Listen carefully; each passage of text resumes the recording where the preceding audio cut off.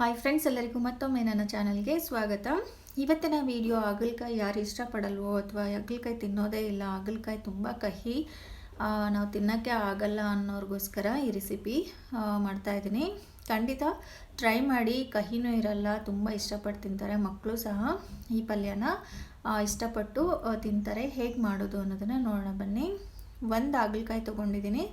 ಆದಷ್ಟು ಎಳೆಯಾಗಿರುವಂಥ ಹಾಗಲಕಾಯಿ ತೊಗೊಳ್ಳಿ, ಕಹಿನೂ ಸ್ವಲ್ಪ ಕಡಿಮೆ ಇರುತ್ತೆ, ಅದೇ ರೀತಿ ಸ್ವಲ್ಪ ಬೇಗನೂ ಬೇಯುತ್ತೆ. ಅದ್ರ ಜೊತೆಗೆ ಒಂದು 2 ದೊಡ್ಡ ಈರುಳ್ಳಿನ ಕಟ್ ಮಾಡಿ ಇಟ್ಟಿದ್ದೀನಿ. ಒಂದು ಸ್ವಲ್ಪ ಬೆಳ್ಳುಳ್ಳಿ ತೊಗೊಂಡಿದ್ದೀನಿ. ಈಗ ಈ ಹಾಗಲಕಾಯಿನೂ ಸಹ ನಾವು ಕಟ್ ಮಾಡ್ಕೊಳ್ಳೋಣ. ಆದಷ್ಟು ನೋಡಿ ಈ ಥರ ಸ್ವಲ್ಪ ತೆಳ್ಳಿಗೆ ಬೀಜದ ಸಮೇತನೇ ಕಟ್ ಮಾಡಿ ಇಟ್ಕೋಬೇಕು. ಬೀಜ ಯಾವುದೇ ಕಾರಣಕ್ಕೆ ತೆಗಿಯೋಕ್ಕೆ ಹೋಗಬೇಡಿ. ತುಂಬ ಬಲ್ತೋಗಿದ್ರೆ ನೀವು ಬೀಜನ ತೆಗಿಬೇಕಾಗುತ್ತೆ. ಎಳೆದಿದ್ದರೆ ಬೀಜದ ಸಮೇತನೇ ನೀವು ಮಾಡ್ಕೋಬಹುದು. ನೋಡಿ, ಒಂದು ಬಾಣಲೆಯಲ್ಲಿ ಒಂದು 3 ಸ್ಪೂನಷ್ಟು ಎಣ್ಣೆ ಹಾಕಿದ್ದೀನಿ. ಬೆಳ್ಳುಳ್ಳಿನ ಸೇರಿಸ್ತಾ ಇದ್ದೀನಿ. ಇದ್ರ ಜೊತೆಗೇ ನಾವು ಕಟ್ ಮಾಡಿರೋಂಥ ಈರುಳ್ಳಿನೂ ಸಹ ಸೇರಿಸ್ಕೊಳ್ಳೋಣ.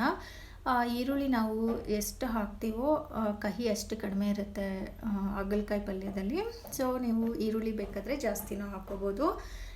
ಸ್ವಲ್ಪ ಈರುಳ್ಳಿ ಬ್ರೌನ್ ಆದಮೇಲೆ ನಾವು ಕಟ್ ಮಾಡಿರೋಂಥ ಹಾಗಲಕಾಯಿನೂ ಸಹ ಸೇರಿಸ್ಕೊಳ್ಳೋಣ.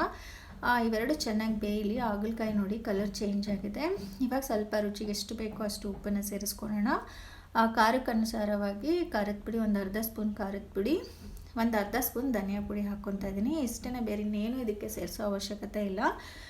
ಇದು ಹಾಗಲಕಾಯಿ ಚೆನ್ನಾಗಿ ಬೆಂದರೆ ಹಾಗಲಕಾಯಿ ಪಲ್ಯ ರೆಡಿ. ಖಂಡಿತ ನೀವು ಮಕ್ಕಳಿಗೆ ಅಥವಾ ಹಾಗಲಕಾಯಿ ತಿನ್ನಲ್ಲ ಅನ್ನೋರಿಗೆ ಈ ರೀತಿ ಮಾಡಿಕೊಡಿ, ತುಂಬಾ ಇಷ್ಟಪಟ್ಟು ತಿಂತಾರೆ. ಈರುಳ್ಳಿ ಸೇರಿಸಿರೋದ್ರಿಂದ ಹಾಗಲಕಾಯಿ ತಿಂತಾಯಿದ್ದೀವಿನೇ ಅಂತಲೇ ಅನಿಸಲ್ಲ, ಆ ರೀತಿ ಇರುತ್ತೆ, ತುಂಬಾ ಟೇಸ್ಟಿಯಾಗಿರುತ್ತೆ.